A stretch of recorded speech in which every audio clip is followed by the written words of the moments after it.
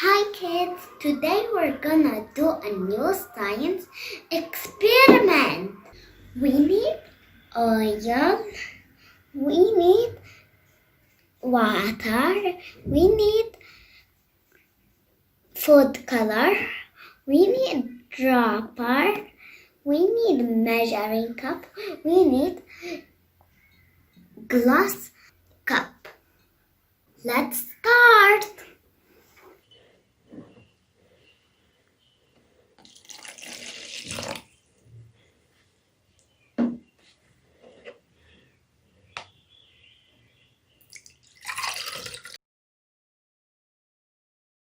We put the water first, and then let's put the oil.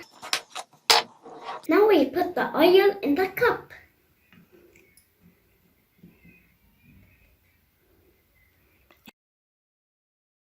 Look kids, it's separated. Wow, this is amazing. The oil is above the water, and the water is below the oil. Let's put some colors now. We use the dropper to put the color inside.